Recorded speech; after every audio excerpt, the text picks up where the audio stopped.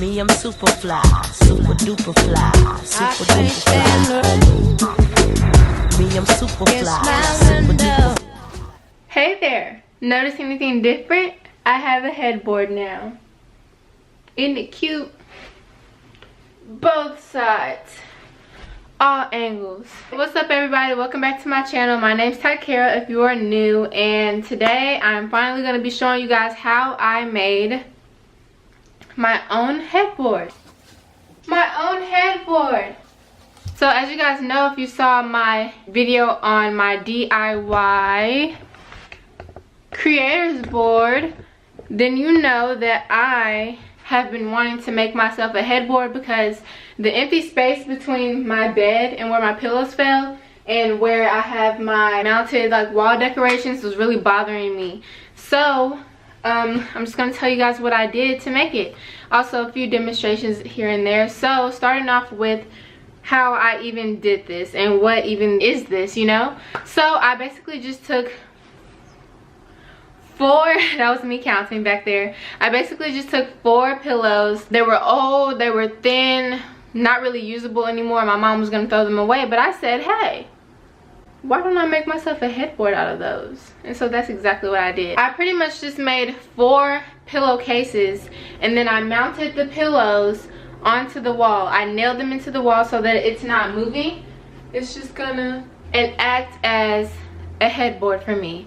And I'm really excited about this because this is so versatile. You can do anything that you want to do. It doesn't have to be pink, it doesn't have to be fluffy. You can do this however you want to. So starting off with where I even got the fabric from, I have some leftover fabric that I am just gonna keep on my bed because I like the way that it looks. I went to Joann's fabric store, scouted the scene, checked out the scene, you know what I mean, and I found this fabric here that is just so pretty to me, and I've been looking for something like this. I saw a whole bunch of pillows like this from Target, but they were like $30, and I said absolutely not, I'm not gonna pay $30 for that. So seeing those pillows at Target made me think, why don't I make a headboard that looks exactly like those pillows? And so that's what I did here. I'll give you guys a close-up afterwards. I got about a yard of fabric. I went back and got like another half of a yard, but that was too much, and that's where this came in. So this is just going to be used as decoration, but you just need about a yard of fabric depending on what you're going to do with this, depending on what you're going to do with the fabric, right? Starting off, the first thing that I did was trim the fabric, lay the fabric out, placed 2 pillows on top of the fabric, and I trimmed like in between them so that I'll know how much room I have. I got 2 different fabrics, one of them being for the front. The back of the pillow or the back of the headboard is not the same fabric as what you see here on the front because I felt like it was a little unnecessary, and this one was more expensive than the one that I got for the back. I just got a plain pink one. That's what I did for that. After I trimmed the fabric, I sewed them together with a needle and thread. This took a lot of time. This took me about 5 days. Also because I don't really like sewing, so I wasn't really into it, but I really wanted to get done, so it took me a really long time to do this. So keep that in mind. If you have a sewing machine, that is so much better than to be hand needling and threading your own pillows. I'm just gonna tell you guys, it takes time if you don't have a sewing machine or if you don't know how to work a sewing machine, because I have like a little stitch, but I don't know how to use it. So let me show you what my little stitch looks like. This is my little stitch. It's inside of here. It's just like a little baby sewing machine.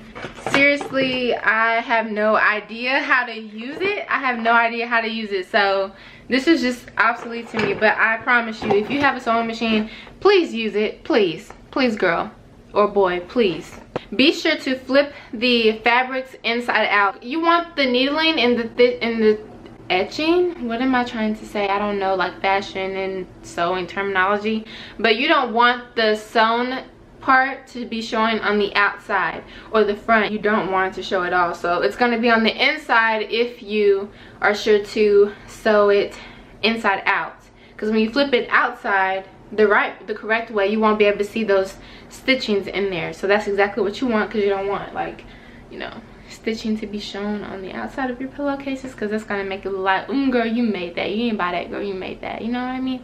And you want to trick people. Like, I bought this headboard here. You can't tell me I didn't, because it looks good, right? So that's pretty much it. I think that the main thing about this is that it takes a lot of time rather than it being hard, because it's not that hard. If you like to sew, it's not that hard, but it took me a really long time. Like, I've been working on this since Sunday and it's Friday, and I finally finished yesterday, which is Thursday. So yeah, just keep that in mind. So I guess I'll give you guys like a little close-up. I'm carrying this whole tripod with me. Like, this tripod is my height, and I'm about to pick it up and carry it. Okay, so as you guys can see, this is what the headboard is looking like. I think that is really cute. I don't know if I mentioned it before, but I did nail these things to the wall so that they won't fall over, because like I said, these pillows are really thin and they will fall, and I don't want it to do that.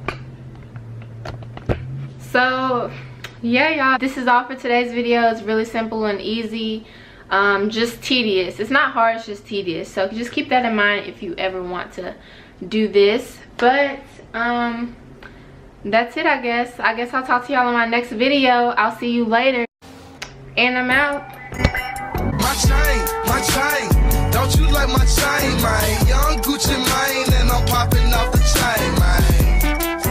And my Jacob is so fruity. Call me Gucci mane, no, you call me Gucci. My chain.